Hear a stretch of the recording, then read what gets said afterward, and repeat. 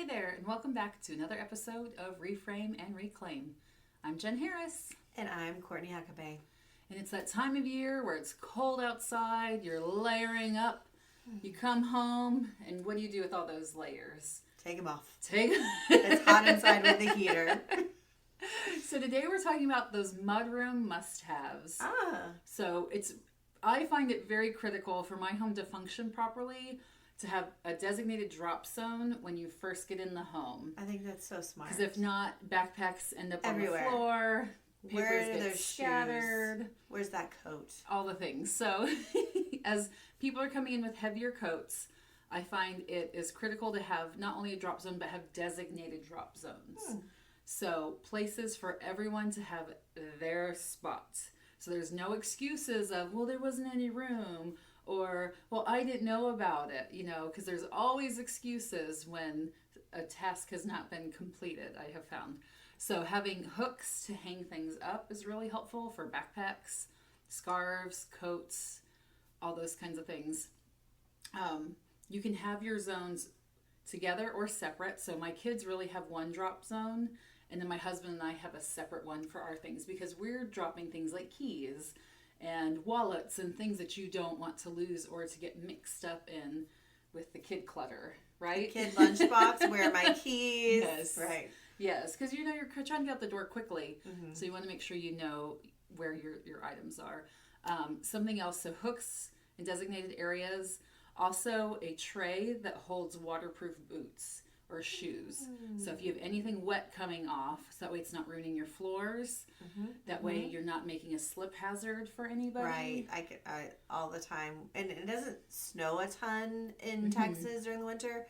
But when it rains, it's just gross. Yeah. And then, you want to get those wet shoes off, but then you're also in your socks. And then you're and sometimes your wet. socks are wet. Yeah. So that has been really helpful in our home. I find it's critical to have some sort of tray to drop those wet boots, shoes, and socks. If you can have a hamper right there too, that's also really helpful. Especially if you're in high traffic snow areas where people go out and play all day and they come back in and strip down. So if you can have your mudroom right next to the laundry room, maybe there's a hamper there. If not, maybe it's just a small basket right there where people can drop their laundry. But that's another I like that a lot. Another little tip. For me, it's also where am I at? I can't read. It's a tragedy. Ah, yes. So something else I purchased just a few years ago, but I find is critical to have in our mudroom drop zone is their reusable hand warmers. So if you're going to be out in the cold, these you actually snap. It's kind of like the disposable ones, like the cold ice packs that you snap and they turn cold. Reusable ones. Yeah, so you snap them and they get hard and they put off a lot of heat. And then you boil them and soften the gel inside, and then you can reuse them again. So I think these are fabulous teacher gifts if they're doing car pickup line and things like that. These are really good, but we have reusable hand warmers that we keep those. There that are easy to grab. Great. Yeah. I need those. So I think those are critical. Also, are you doing any sports this winter that require specific equipment? So one thing I do in the summertime, we take out all the winter coats and put those in kids' closets up and away. Stored away. So it's not in the main traffic areas.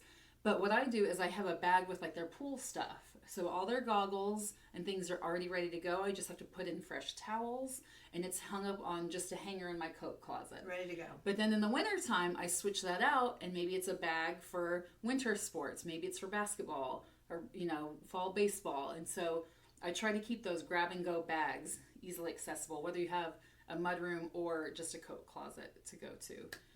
I always have a bin for sunglasses. Sunglasses are critical for me for my eye care.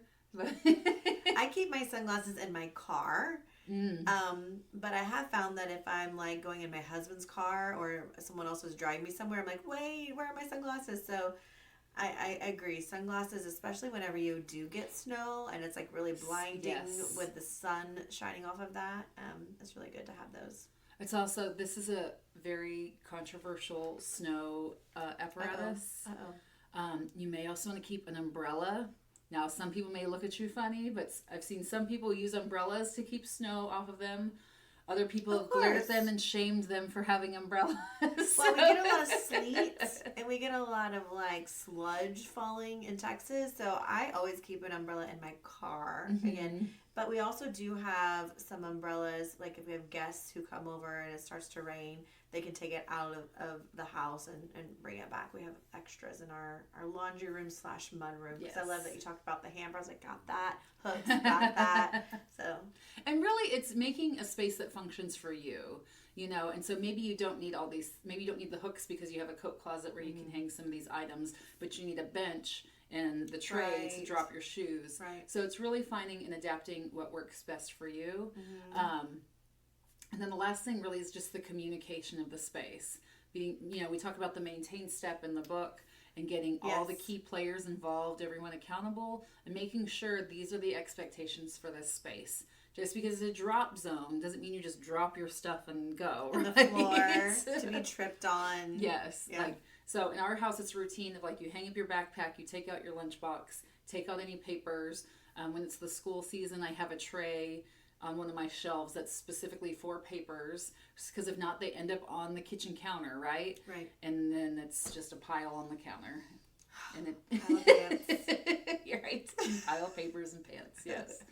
But I really like this. I will say, like, I think my husband uses the mudroom coat drop zone more than me and my son. But if we had like a spot where my son's shoes go, my shoes go, my husband's shoes go, I think we would use that more. I know my husband keeps multiple jackets and coats in our mud room. I keep mine in my closet. My son keeps his in his closet. For me, it's like when I'm getting dressed, I want to know like what jacket fits over my big sweater or like matches my outfit or like it has rain slickness as well. Kind of like, what do I need? So I like the idea of like each person having their own spot, and then it's like you have this much designated space. If you need more, it's got to go somewhere else. Yes. But also communicating what the expectation is, because you know, with any other space in your home, if we're not recruiting everybody to keep that space, you know, in its kind of order, it very quickly becomes disorganized. And to me, this is a really critical space because it's normally right when you walk in. So if you are bringing groceries and you don't want to be tripping over shoes, or you don't want to be tripping over backpacks and other items. And I know there's other systems people use where it's like some people just have a basket and all the kids' shoes go in there, everybody's shoes. It works. But for me, like I need to know where my shoes are so I can quickly grab them, because if not, it's going to be this.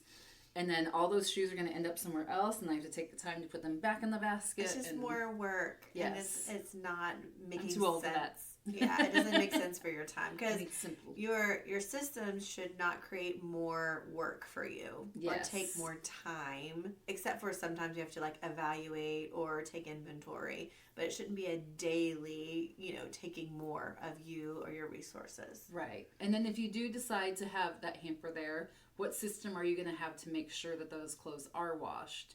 You know, is it something you do daily or weekly? Because, you know, wet clothes can get mold. Yes. And smell. Smell and real quick. get gross. Yeah, real easily. Right. But I like this idea because with this, it creates a little bit of organization as soon as you walk in. And that first impression in your home usually kind of sets the mood. And so if you walk into a place where my boots go here, my jacket goes there, my backpack goes there, hopefully you continue to keep things a little more tidy or organized. If I see that I'm just like throwing my shoes here, well, I'm just going to throw my trash there, and I'm just going to like leave my plate here. It kind of sets the tone for the space. Well, again, going back to setting the tone and the expectations, if you have a bench and like a tray for wet shoes to go, or any shoes, and you come in and take off your shoes, that's going to be a signal to your guests, oh, I need to take my shoes off. Here's the place where I can put those. Yes. So there's no question of it, right? Yeah, I like that a lot. And again, you know, if you're going into your home, what system works for you? But if we're walking into someone else's home, just being polite of whatever their system is, if it is different than yours, because we want to be polite and considerate guests as well. Yes. So this winter season, I hope you get lots of snow that is very easy to shovel, or someone shovels it for you. But I hope you get to play in the snow if you so desire. And just, I hope these techniques and systems can help you keep the wetness off the floor, snow and slipping and falling, keep some order in the chaos of all the layers, and bring some peace and calm to your home this winter season. So if you've used any of these tips before or have any other tips, leave it below in the comments. We'd love to hear.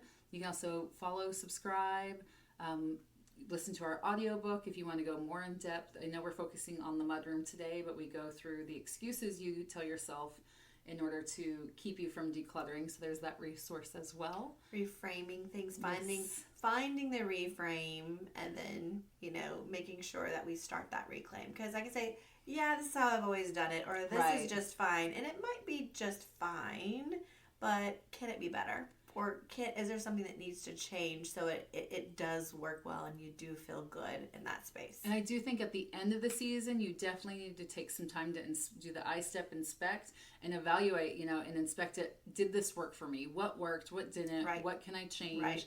Because again, it really needs to function first and foremost for you. So yes.